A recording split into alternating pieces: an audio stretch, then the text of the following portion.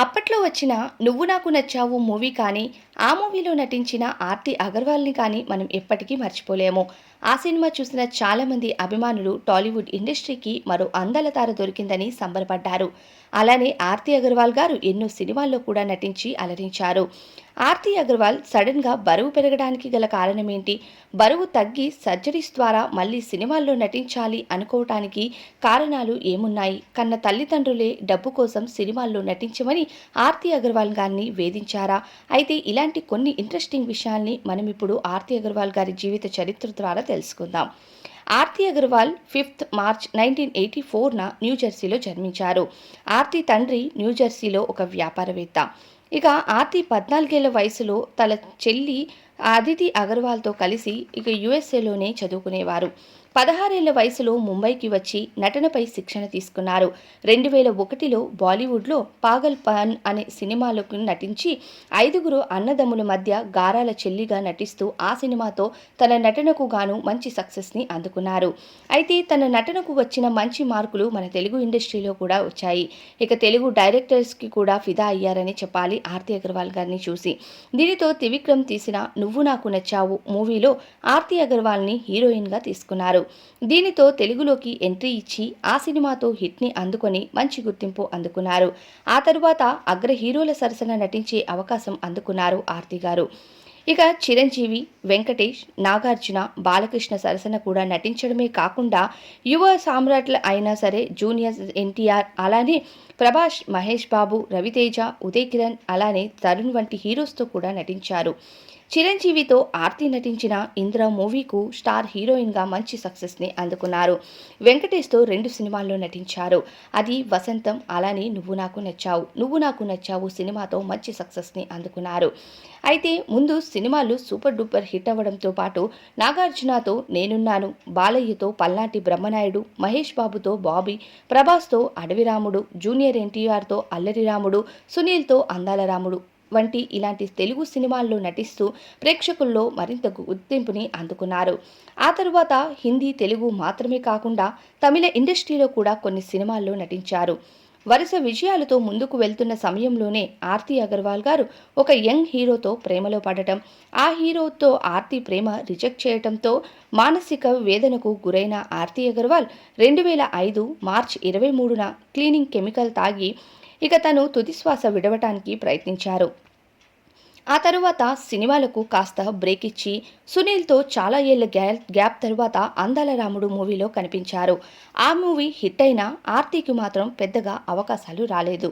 ఆ తరువాత ఒక ఇంటర్వ్యూలో ఆర్తి మాట్లాడుతూ వరుస సినిమాలు అవకాశాలు నన్ను వెంటాడుతూ ఉన్నప్పుడు ప్రేమ, పెళ్లి అనే పిచ్చిలో పడి వస్తున్న అవకాశాల్ని చేతులారా పాడు చేసుకున్నానంటూ ఎమోషనల్ అయ్యారు. ఇండస్ట్రీలో అవకాశాలు పూర్తిగా తర్వాత తల్లిదండ్రులు చెప్పిన వ్యక్తిని 2007లో వివాహం చేసుకున్నారు. ఆర్తి భర్త, కుటుంబం అంతా సెటిల్ అవ్వింది యుఎస్ఏలో కావటంతో ఆర్తి కూడా పెళ్లి తరువాత తిరిగి తను పుట్టిన అమెరికాకి వెళ్ళిపోయింది. కానీ వివాహం చేసుకున్న కొన్ని రోజులకే భర్త వేధింపులు భరించలేక భర్తతో కూడా విడాకులు తీసుకుంది. ఆ తర్వాత తల్లిదండ్రులు మాత్రం ఆర్తికు వేధింపులకి గురిచేశారు. మళ్ళీ సినిమాల్లో నటించాలని, డబ్బు సంపాదించాలని తండ్రి వేధిస్తూ ఉంటే తల్లిదండ్రులు పెట్టే ఆ మానసిక శోభను భరించలేక తిరిగి ఇండియాకు వచ్చింది ఆర్తి.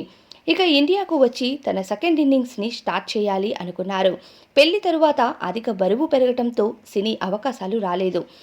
అడపాదడపా సినిమాలైన 'జంక్షన్‌లో జయమాలిని' అనే సినిమా, అలానే 'ఆమె ఎవరు' అనే సినిమాలకు ఒప్పుకుంది. తను నటిస్తున్న తరుణంలోనే 'జంక్షన్‌లో జయమాలిని' అనే సినిమాకు ఆర్తిని డబుల్ రోల్స్ చేయమని చెప్పారు. ఒక పాత్రలో ఆర్తి మార్స్ లుక్స్‌లో కనిపించాల్సి ఉంటుంది. అయితే అప్పటికే అధిక బరువు పెరిగిన ఆర్తి అగర్వాల్ గారు 89 కేజీలు ఉండటంతో ఆ సినిమా కోసం 63 కేజీల వరకు తగ్గారు.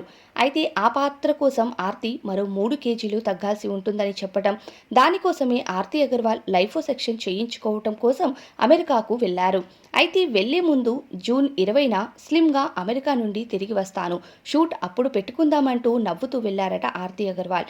అయితే న్యూజెర్సీ అట్లాంటిక్ సిటీ హాస్పిటల్లో చేరి 2015 జూన్ 4న ఆపరేషన్ చేయించుకున్నారు.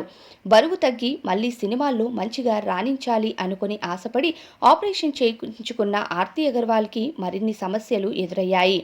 ఇక స్వయంగా నడవలేని పరిస్థితికి చేరుకుంది. శ్వాస ఇబ్బందులు కూడా వచ్చాయి. 2015 జూన్ 6న ఇంట్లో ఉన్న ఆర్తికు శ్వాస తీసుకోవటం ఇబ్బంది అయ్యి అక్కడికక్కడే కుప్పకూలిపోయారు.